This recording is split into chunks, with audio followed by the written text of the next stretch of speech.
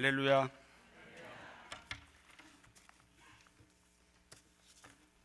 오늘 복되고 거룩한 귀한 주님의 날 LA 일푸른 동산교회 우리 귀한 성도님들과 함께 주일을 성수하며 함께 예배드릴 수 있도록 인도하신 하나님 앞에 감사하고, 우리 귀한 성도님들 영육간에 큰 복 받는 귀한 시간 되시기를 먼저 주님의 이름으로 축원합니다. 오늘 호산나 성가대 찬양 하나님께서 기뻐 받으신 줄로 믿고, 또 우리 교회, 또 우리 마음속에 있는 모든 어둠들이 다 물러간 줄로 믿습니다. 오늘 히브리서 10장 23절부터 25절까지 말씀을 통해서 그날이 가까움을 볼수록이라는 제목으로 함께 은혜를 나누고자 합니다. 오늘 25절 말씀 보니까 모이기를 피하는 어떤 사람들의 습관과 같이 하지 말고 오직 권하여 그날이 가까움을 볼수록 더욱 그리하자. 그래서 오늘 제목을 그날이 가까움을 볼수록이라고 이렇게 잡아봤습니다. 이 그날이라는 헬라어를 봤더니 헤메라라는 단어인데 그 뜻이 날, 이 시대의 마지막 날, 또 재림과 심판의 날이라는 뜻을 갖고 있습니다. 그래서 이 그날은 세상적인 종말을 의미함으로써 그날이 가까이 온다는 말씀은 종말이 가까이 다가오고 있다는 말씀이 되겠습니다. 그렇다면 성경에서는 종말에 어떤 현상들이 일어난다고 말씀하고 있는가? 우리가 잘 알고 있는 마태복음 24장은 종말장이죠. 종말에 일어난 현상들을 보면 7절 말씀 보니까 민족이 민족을, 나라가 나라를 대적하고 기근과 지진이 있겠다, 이렇게 말씀을 하고 있고요. 12절 말씀 보면 불법이 성함으로 많은 사람의 사랑이 식어진다, 이렇게 말씀하고 있고, 마태 24장 4절과 5절, 또 11절, 그리고 23절, 24절 말씀 보니까 마지막 종말의 현상 가운데 거짓 선자들이 많이 일어나서 기사와 표적으로 할 수만 있으면 택한 사람도 미혹해 하기 때문에 사람의 미혹을 받지 않도록 주의하라, 이렇게 말씀이 기록되어 있습니다.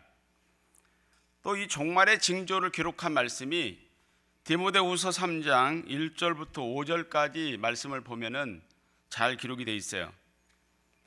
종말의 징조 가운데 사람들은 첫째, 자기를 사랑한다는 겁니다. 성경은 서로 사랑하라, 이렇게 말씀을 하고 있는데 종말이 가까워지면 사람들은 자기만 사랑한다는 거예요. 다른 사람은 어찌되든 죽든 살든 상관없이 자기 자신만을 사랑하게 된다는 거. 두 번째는 돈을 사랑한다는 거예요. 오늘날 모든 사건들이, 나라나 교회나 모든 문제들이 돈 문제입니다. 디모데전서 6장 10절에 보니까 돈을 사랑함이 일만하게 뿌리가 되고 돈을 사모하는 자들이 미혹을 받아 믿음에서 떠나 많은 근심으로써 자기를 찌르게 된다, 이렇게 말씀하고 있어요. 결국 그 돈이 자기 자신을 찌른다는 거예요. 그래서 히브리서 13장 5절에 돈을 사랑하지 말고 있는 바를 족한 줄 알라, 자족하며 살으라는 겁니다. 세 번째, 종말의 징조 가운데 자긍이라는 단어가 있습니다. 스스로 자자에 자랑할 긍자, 스스로 하는 자랑, 은근히 자기 자신을 자랑하는 그러한 일들이 많이 있다는 거예요.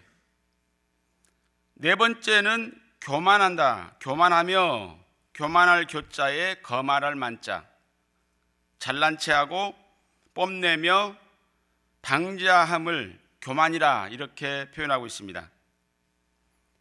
성경은 야고보 4장 6절에는 교만한 자는 하나님이 물리치시고, 베드로전서 5장 5절에는 하나님께서 대적하시겠다고 말씀했습니다. 그러나 오늘날 우리가 신앙생활 가운데 교만한 사람들을 많이 보게 되죠. 그러나 성경은 절대 교만해서는 안 된다, 겸손해야 된다고 말씀을 하고 있습니다. 다섯 번째, 종말의 징조 가운데 회방이라는 단어가 있습니다. 비방할 해자에 헐뜯을 방자죠. 남을 헐뜯어 꾸짖는 것, 또 남의 일을 방해하는 것을 회방이다 그럽니다. 여섯 번째는 부모 거역, 그리고 감사치 않는다는 단어가 있습니다. 성경은 부모를 공경하고 범사에 감사하라 이렇게 말씀하고 있는데, 종말이 되면은 부모님 공경하는 사람이 없고 또 감사치 않는다는 거예요. 그래서 이 세상 말에도 딸이 둘이면 비행기 안에서 죽고 아들이 둘이면 길에서 죽는다 이런 말이 있어요. 두 딸이 계속 해외여행을 보내다 보니까 비행기 안에서 죽게 되고, 아들 둘은 큰아들 집에 가면은 아예 우리 집만 있냐고 작은아들 집도 좀 가시라고, 작은아들 집에 가면은 왜 우리 집에만 계시냐고 큰 형님네 집으로 또 가시라고, 이러다가 왔다 갔다 하다 길에서 돌아가신다는 거예요. 그래서 서울에서는 이런 얘기가 있어요. 딸 둘에 아들 하나면 금메달이고, 그 다음에 딸만 둘이면 은메달이고, 그리고 아들 하나 딸 하나면 동메달이고, 아들만 둘이면 무슨 메달이냐? 목메달이라는 거예요. 오늘날 세상이 이런 세상입니다. 이 종말의 징조예요. 그래서 그전에는 보면은 다 자기 아들이나 딸들이 부모님을 모시고 다 그렇게 사셨잖아요. 지금은 어느 자식이 부모 모시고 살라 그래요. 다 그런 게 떠났어요. 이것이 세상 종말이 가까웠다 하는 징조 가운데 하나죠. 그 다음에 일곱 번째로 보니까 거룩하지 않다는 거예요. 우리가 잘 아는 레위기 11장 44절 45절에 보면 내가 거룩하니까 너희도 거룩하라 이렇게 하나님 말씀하셨죠. 그러나 오늘날 교회 생활을 해도 성별된 생활을 하지 않는 사람들이 많죠. 뉴스를 보면 이제 동성연애를 이제 지나서 짐승과 교합하는 사람들이 많아지잖아요. 레위기 18장 23절과 20장 15절, 또 신명기 27장 21절을 보니까 짐승과 교합하여 더럽히는 자는 반드시 죽일지니라. 그러므로 오늘날 정신적으로나 도덕적으로 완전히 타락한 세상을 볼 때 이제 종말이 가까웠다고 하는 것을 우리는 너무너무 실감할 수 있다는 거예요. 그러나 진정한 종말은 마태복음 24장 14절에 이 천국 복음, 오늘날 선포되는 이 구속경륜의 말씀이 모든 민족, 온 세상 열방에 전파되어야 끝이 온다고 분명히 기록되어 있습니다. 오늘날 저와 여러분은 우리에게 맡기신 이 구속사의 말씀을 열방에 편만하게 증거하는 사명을 온전히 감당해서 구속경륜이 성취되는 날 우리가 영육간의 변화로 천국에 올라가서 영생복락을 누리는 우리 모든 성도가 되시기를 주님의 이름으로 축원합니다. 그렇다면 그날이 가까움을 볼수록 우리 성도들은 어떠한 삶을 살아야 될까? 오늘 성경에 세 가지로 말씀을 했어요. 첫 번째는 견고한 믿음을 소유해야 된다는 겁니다. 견고한 믿음의 소유자가 되어야 된다. 오늘 23절에 보니까 또 약속하신 일은 미쁘시니 우리가 믿는 도리의 소망을 움직이지 말고 굳게 잡아. 믿는 도리의 소망을 움직이지 말고 굳게 잡으라 이렇게 말씀하고 있죠. 하나님이 제일 기뻐하시는 것이 있다면 히브리서 11장 6절에 보니까 믿음이에요. 믿음이 없이는 기쁘시게 못하나니. 하나님은 우리의 믿음을 제일 기뻐하시는데 이 믿음은 하나님의 말씀을 듣고 그 말씀대로 순종하는 삶이 믿음인 겁니다. 로마서 10장 17절에 하나님의 말씀을 들을 때 믿음이 생긴다고 그랬어요. 그러나 그 믿음이 하나님께 온전한 믿음으로 인정받으려면 행함이 뒤따라야 된다고 야고보서 2장 22절에 분명히 말씀을 했습니다. 그날이 가까워지면 이 믿음을 찾아보기가 어렵다고 예수님께서 말씀을 했는데 누가복음 18장 8절에 인자가 올 때 세상에서 믿음을 보겠느냐. 그날이 가까워지면 믿음 가진 사람을 찾아보기가 힘들다는 거예요. 히브리 11장이 믿음의 장이죠. 이 히브리 11장을 보면 어렵고 힘든 상황 속에서 이 믿음이 흔들리지 않았던 사람들을 소개하고 있습니다. 첫째는 가인보다 더 나은 제사를 드린 아벨의 믿음에 대해서 소개하고 있어요. 오늘날 우리는 아벨처럼 양의 첫 새끼 기름을 바쳤다고 했는데 이 아벨처럼 마음과 정성을 다한 예배를 드리고 있느냐, 우리 자신이 생각해 봐야 되겠죠. 요한복음 4장 23절 24절에는 신령과 진정으로 예배를 드리라 이렇게 말씀하고 있습니다. 두 번째 인물은 하나님과 300년 동안 동행함으로 죽음을 보지 않고 승천한 에녹의 믿음에 대해서 소개하고 있죠. 에녹은 말씀을 전하시던 아담과 함께 있는 그 동안은 243년 하나님과 동행했고, 말씀을 증거하던 아담이 별세 이후에 57년 동안 변함없이 하나님과 동행해서 죽음을 보지 않고 변화의 축복을 받은 인물로 성경은 말씀하고 있죠. 그렇다면 오늘날 우리의 신앙의 삶은 어떤가? 어떤 상황에 처한다 할지라도 우리의 믿음이 에녹처럼 변하지 않느냐는 거예요. 변치 않는 믿음을 소유하고 있느냐. 세 번째 인물은 하나님의 말씀대로 다 준행하면서 70-80년 동안 방주를 건축해서 그 방주에서 가족과 함께 구원받은 노아의 믿음을 소개하고 있습니다. 인자임함은 노아 때와 같다고 그랬습니다. 오늘날 우리도 노아처럼 우리 당대에 이 구속경륜의 역사가 성취될 것을 믿고 신령한 방주를 건축하고 있느냐 하는 것을 묻고 있는 겁니다. 아유, 뭐 내 당대 때 이게 되겠어? 내 자식이나 내 후손들을 통해서 이루어지겠지? 만약에 노아가 그런 마음을 있었다면 그 70-80년 동안 방주 짓지 않았겠죠. 네 번째 인물은 하나님의 부르심에 순종해서 말씀을 쫓아갔고, 또 100세에 낳은 독자 이삭을 번제로 바치라고 할 때 번제로 드린 아브라함의 믿음을 소개하고 있습니다. 갈대아 우르에서 부름받아서 하란에, 또 하란에서 부름받아서 가나안 땅으로, 그리고 독자 이삭을 번제로 드리라는 청천벽력과 같은 그 말씀에 아브라함은 순종했어요. 그러한 아브라함과 같은 믿음이 우리에게도 있느냐 하는 것을 우리에게 묻고 있는 겁니다. 다섯 번째 인물은 애를 낳을 수 없는 경수가 끊어진 그러한 상황에서 하나님의 말씀을 믿고 이삭을 낳은 사라의 믿음에 대해서 소개를 하고 있고, 하나님의 섭리 가운데 둘째 아들 야곱에게 축복한 이삭의 믿음을 소개하고 있습니다. 손자 에브라임과 므낫세에게 어금맡겨서 축복한 야곱의 믿음을 소개하고 있고, 여덟 번째는 헷부른 양을 믿고 후손들에게 출애굽할 때 자기의 해골을 메고 나갈 것을 명령한 요셉의 믿음을 소개하고 있습니다. 요셉이 이러한 유언을 하지 않았다면 요셉이 죽자마자 가나안 땅 막벨라 굴에 이렇게 그 후손들이 갖다 장사했을 거예요.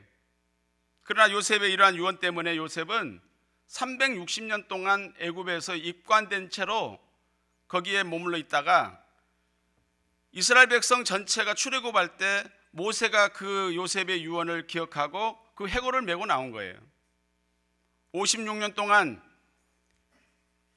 광야와 가나안 정복 전쟁을 마치고 세겜 땅에 임종한 지 416년 만에 온전한 장례식이 치러진 것을 성경은 기록하고 있습니다. 그러니까 요셉의 믿음을 한마디로 말해서 출애굽 때 우리 후손들과 함께 가나안 땅에 같이 들어가겠다는 그러한 믿음의 소유자입니다. 그리고 이제 아홉 번째는 바로의 공주의 아들됨을 거절하고 하나님의 백성들과 고난받기를 더 좋아했던 모세의 믿음에 대해서 소개하고 있습니다. 한마디로 말해서 모세는 세상의 물질이나 명예나 권세를 다 포기해버린 사람이에요. 가만히 있으면은 그 애굽의 왕이 될 수 있는 자리인데 그 애굽에서 왕 돼봐야 내가 무슨 소용이 있느냐.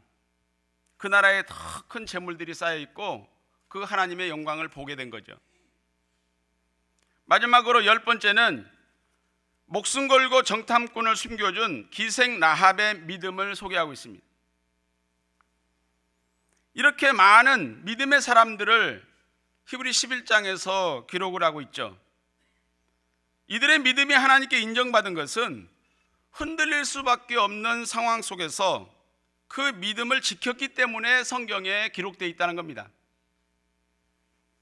오늘날 힘들고 흔들 수밖에 없는 어떤 상황에 처한다 할지라도 히브리 11장에 기록된 믿음의 사람들처럼 끝까지 믿음을 지키는 우리 늘푸른 동산교회 모든 성도가 되시기를 주님의 이름으로 축원합니다.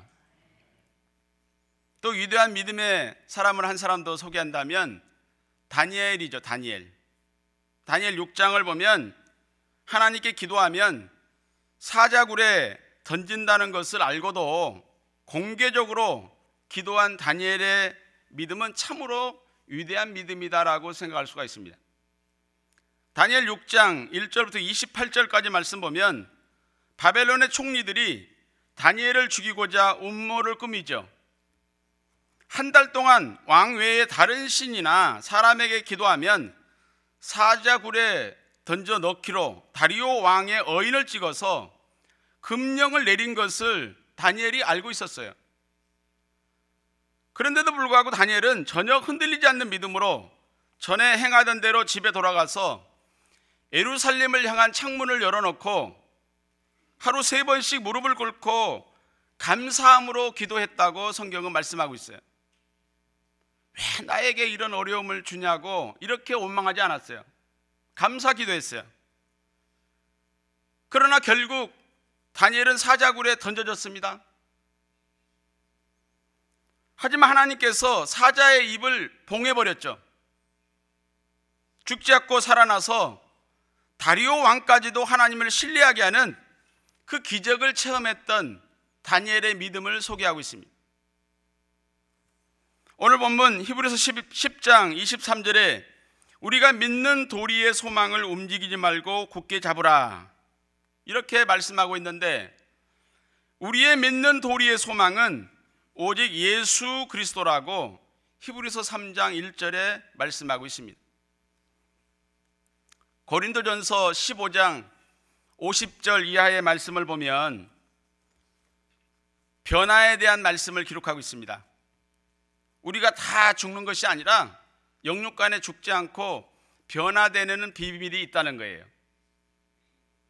그런데 그 58절이 마지막 절인데 무엇을 우리에게 당부하고 있냐면 경고하며 흔들리지 말라 이렇게 말씀했어요. 이 말씀은 마지막 때 변화받기 직전에 흔들릴 수 있는 요소들이 많을 것을 미리 말씀하신 겁니다. 오늘날 우리의 신앙생활과 믿음을 되돌아보면 이렇게 믿음이 흔들리고 인간적인 말들이 무성할 줄을 누가 알았겠습니까?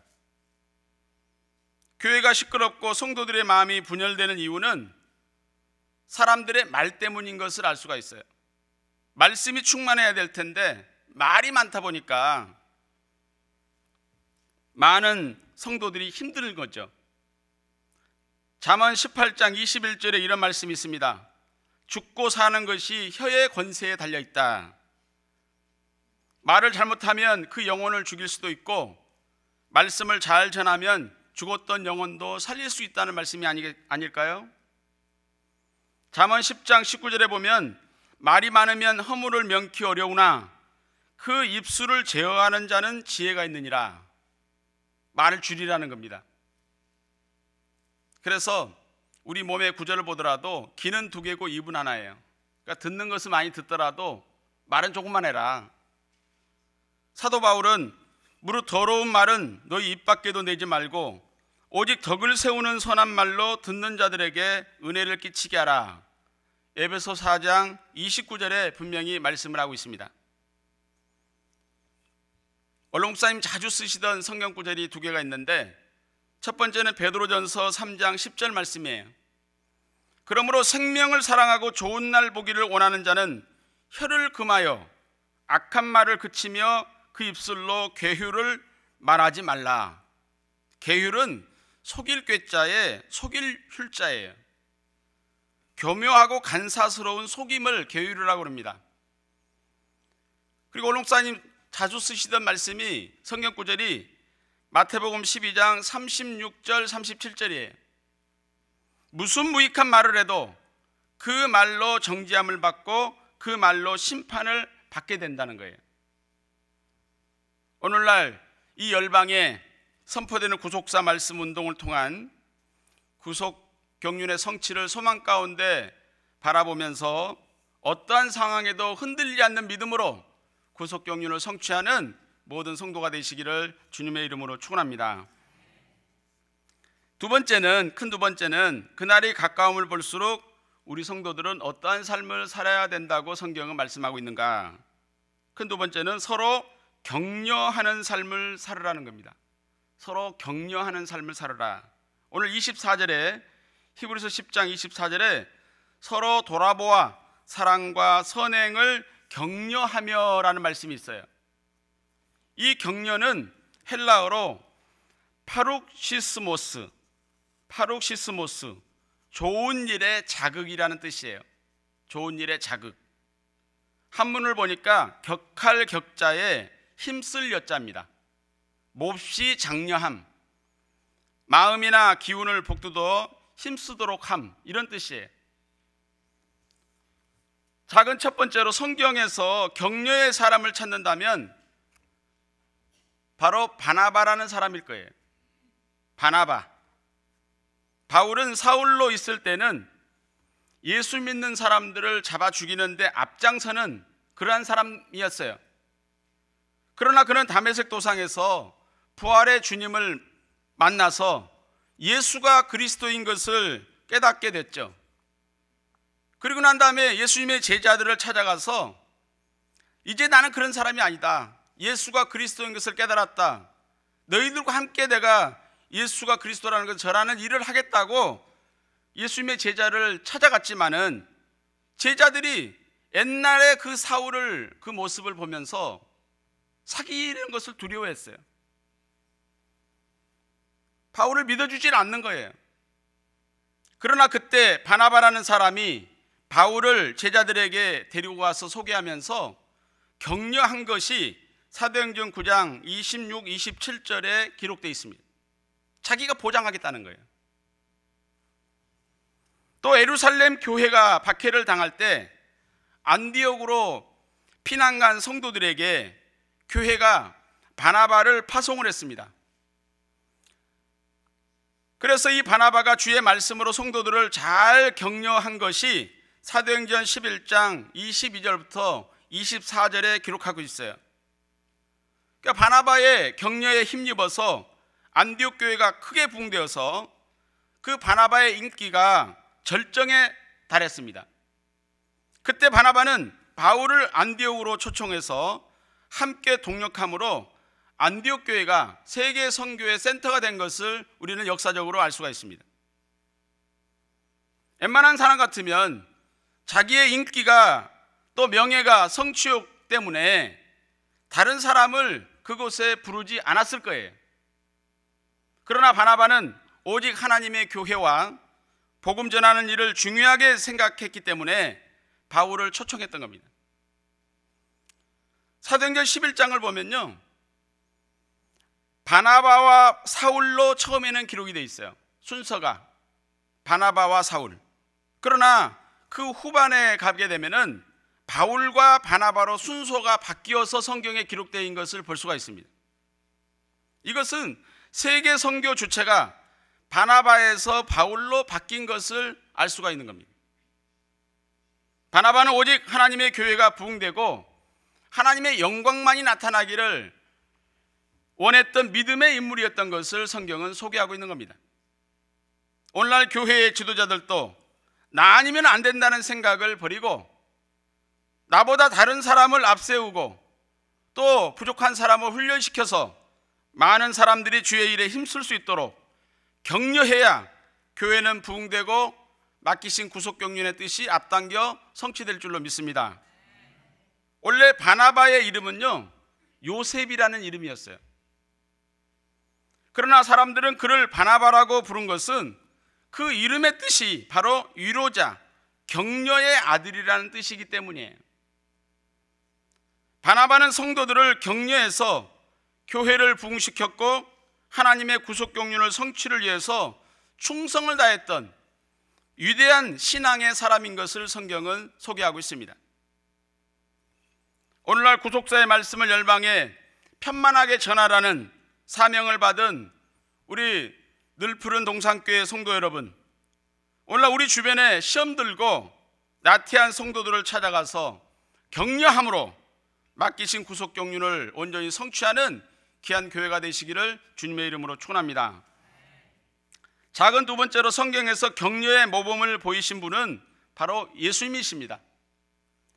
우리가 잘 아는 요한복음 4장 말씀을 읽어보게 되면 예수님은 사마리아 수가성 그 야곱의 우물가에서 한 여인을 만나서 그 여인을 격려함으로 많은 사람들을 전도하게 된 것을 성경은 기록하고 있습니다. 이 사마리아 여인은 지금 6번째 남편과 살고 있었어요. 그래서 사람들의 멸시와 천대로 사람들이 모이지 않을 때 눈을 피해서 낮 12시에 물을 기르러 우물가에 나왔다가 예수님을 만나게 된 겁니다. 예수님은 그 누구도 상종치 않는 이 여인을 따뜻한 대화로 격려하심으로 당신이 메시아인 것을 그 여인이 깨닫게 되었다는 거예요. 예수님이 당신이 그 하나님의 본체라는 것을 그렇게 밝히 소개한 사람들이 많지 않아요, 성경에. 그 중에 한 사람이 이 사마리아 여인이에요. 내가 그러라 그랬죠. 그 예수님의 격려로 이 여인에게 변화가 일어났습니다. 사람을 피해 다녔던 이 여인이 이제는 동네 사람들을 일부러 찾아가서 와보라, 메시아를 내가 만났다, 이렇게 외치지 않았습니까? 예수님의 격려가 그 동네 많은 사람들을 구원하는 구원의 불씨가 되었다는 것을 우리는 알 수가 있습니다. 사랑하는 성도 여러분, 오늘날 우리의 신앙을 더욱 고취시키는 것은 서로가 서로를 격려해 주는 일입니다.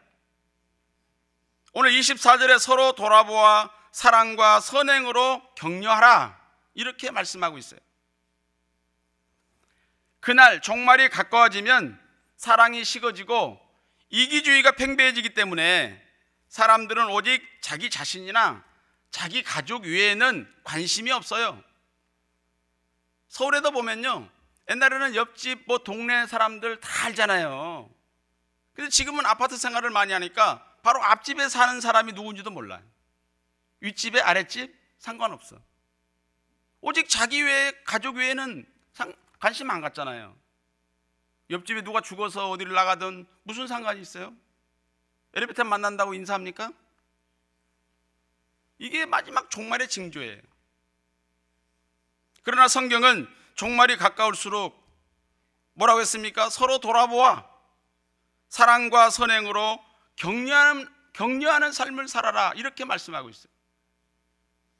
우리 성도들이 서로 돌아보면서 격려하는 삶을 살아야 된다는 거예요.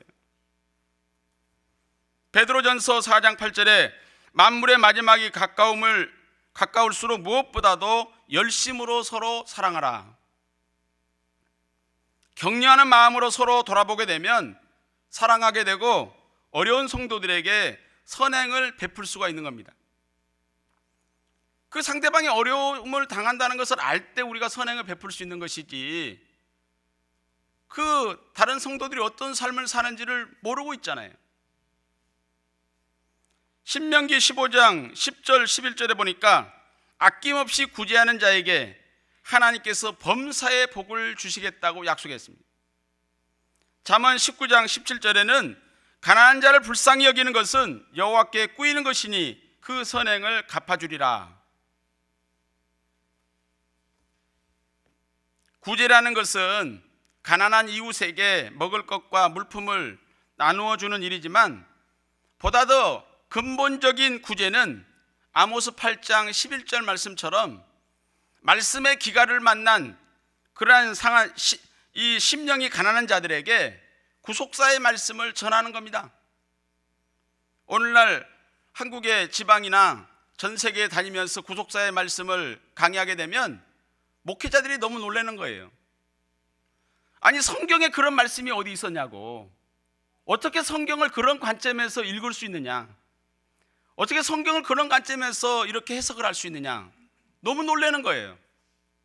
오늘 목사님, 저 개인에게도 하지만 우리 많은 교육자들에게 마지막 때 구속사의 말씀만 전하면 세계 1등 가는 목사가 된다고 누누이 말씀하셨어요. 그것은 오늘날 실감해요. 우리가 뭐가 잘난 게 있겠어요? 부족한 게 너무 많죠. 그러나 구속사의 말씀만 전하면 모든 교육자들 뿐만 아니라 많은 예수를 믿는 그러한 성도들이 깜짝 놀라는 거예요. 전 세계 열방을 살릴 수 있는 마지막 때 말씀이 구속사의 말씀인 줄로 믿습니다. 이 줄이고 목마른 영혼들에게 이 말씀을 선포해야 된다는 거예요. 서로 돌아보는 격려의 삶으로 구속 경륜을 성취하는 늘푸른 동산교회 모든 성도가 되시기를 주님의 이름으로 축원합니다.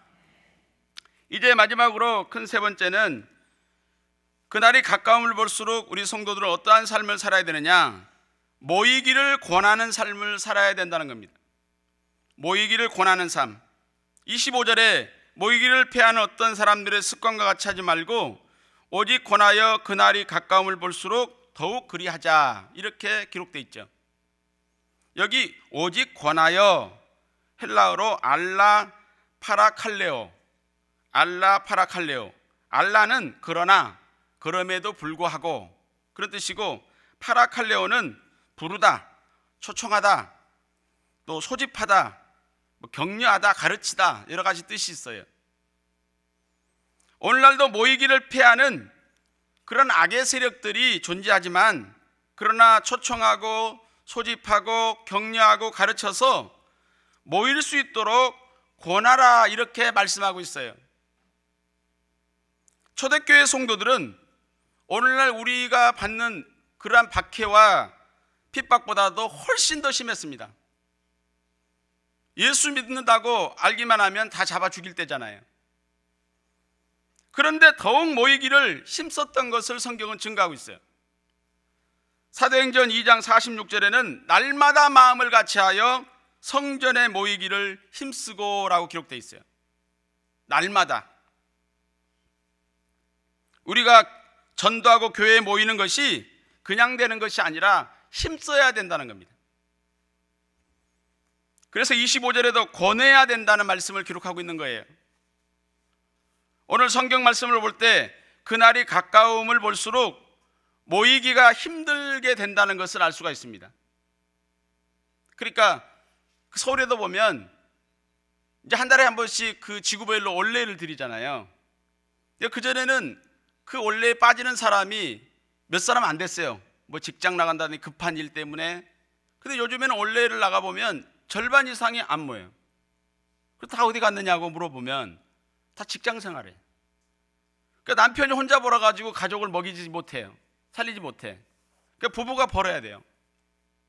이 세상이 갈수록 이 모이기가 힘들어지는 거예요. 그러나 구속경륜의 성취의 사명을 받은 우리들은 새로운 사람들을 초청하고 또 소집하고 가르쳐서 이렇게 모이기를 힘쓸 때 구속경륜은 성취될 줄로 믿습니다.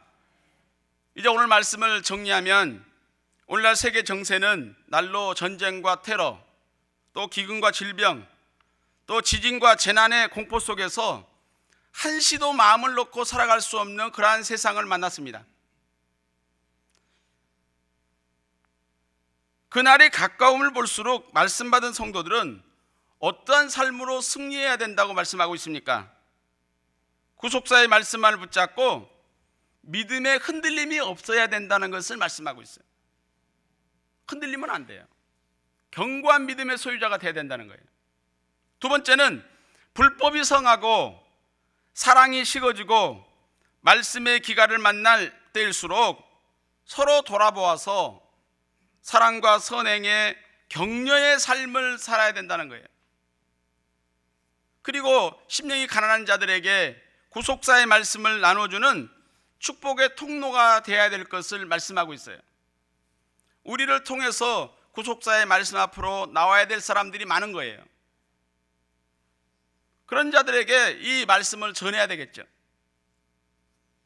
그리고 그날이 가까울수록 모이기가 힘들어진다고 말씀을 하고 있지만 우리 말씀 받은 성도들은 날마다 전도하며 모이기에 힘써야 될 것을 분명히 말씀하고 있습니다.